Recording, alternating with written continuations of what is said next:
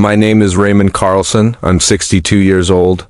And after spending more than 3 decades building a corporate legacy brick by brick, I learned the hard way that in today's world, the moment you gain a few wrinkles or slow your stride just a little, people assume you've expired like old paperwork in a forgotten file cabinet, and nothing proved that truth more painfully than the night of our company's annual office party, where I stood among the very people whose futures I had shaped, mentored, defended, and in more ways than one carried on my shoulders. Yet that night I was treated as if I were invisible. I arrived early as I always do, wearing the same navy blue suit I wore when I signed our largest partnership deal 15 years ago. But unlike that night when people shook my hand with respect and gratitude this time, every handshake was replaced with awkward glances, rushed nods, or no acknowledgement at all, as if the moment I entered, the room silently agreed that I was too old, too irrelevant, too out of touch to matter anymore. I stood near the buffet table holding a glass of sparkling water, watching clusters of young employees gather in circles, laughing loudly, exchanging inside jokes, pulling out their phones to take group selfies while I, a man who once sat in meetings negotiating million-dollar contracts, was brushed aside like a fragile antique no one wanted to touch. I could hear whispers, some subtle, some careless, like, "Who is he again?" Or, "Oh, that's the old guy from the other wing," or worse, "Is he even still working here?" And every remark, though low, felt sharp. But I swallowed the sting because after 30 years in this industry, I had grown a thick skin, yet even thick skin can feel the weight of being unwanted, unvalued, unseen. People I trained, mentored, protected from layoffs, recommended for promotions. People who once needed me now pass me without a glance, choosing instead to gather around the younger executives with their new titles and louder voices. And as I stood there, watching a group of junior analysts step away the moment I approached, pretending to be in the middle of something important, I felt the bitter truth settle in. Their respect had an expiration date, and apparently it aligned with the number of candles on my last birthday cake. Still, I stayed calm, patient, letting them enjoy their evening, though inside a quiet ache was forming, not because I wanted attention or admiration, but because I had never imagined becoming a stranger in the very company I helped build. The music grew louder. Drinks flowed freely, people danced, cheered, networked aggressively, as if proximity to status mattered more than character, and I watched it all with a silent smile, reminding myself that people don't always see the history behind the faces around them. Sometimes they only see what's convenient to see, and tonight, I was the inconvenient face of aging in a young corporate world. But the moment that carved itself into my memory was when I approached a table of interns laughing near the center of the room, and before I could say a word, one of them, barely in his mid-20s, looked at me with polite awkwardness and said, "Sir, this table is reserved for employees," a sentence that almost made me laugh. Because if anyone had the right to sit at any table in that room, it was me, but instead I simply nodded and stepped back, realizing it wasn't the boy's fault. He didn't know who I was because people like me don't brag. We build quietly, then something changed. Around 8:15 p.m., the lights dimmed, the DJ lowered the volume, and the event host stepped onto the stage, tapping the microphone, calling for attention. Conversations quieted, glasses stopped clinking, and the room shifted into that collective pause that happens before an announcement. The host smiled broadly and said, "Ladies and gentlemen, before we continue with tonight's festivities, it's time for our keynote address. And tonight's speaker is someone very special, someone whose dedication, leadership, and vision shaped the foundation of this company."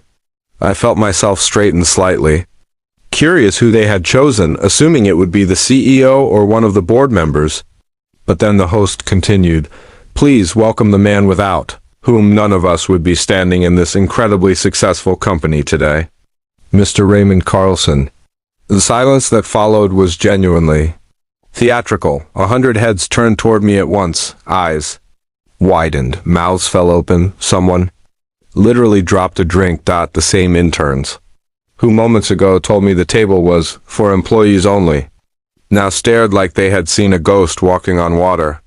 The young managers who brushed past me earlier froze in place, while senior staff looked at each other in shock, trying to process the reveal.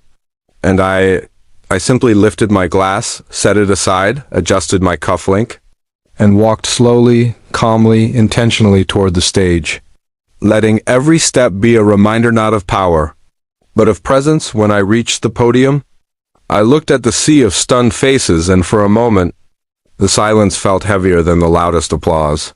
Then I leaned forward, cleared my throat gently, and spoke not with anger, not with arrogance, but with the firm calmness of a man who knows exactly who he is. Good evening, everyone.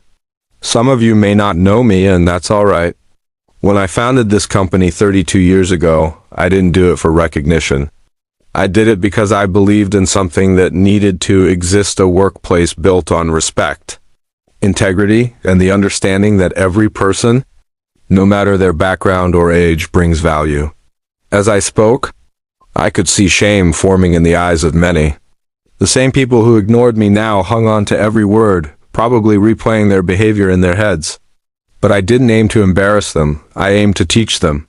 So I continued. Tonight, I walked into this room the same way I walked into my first rented office space 3 decades ago, quietly, observing, hoping people would treat each other with the dignity they deserve.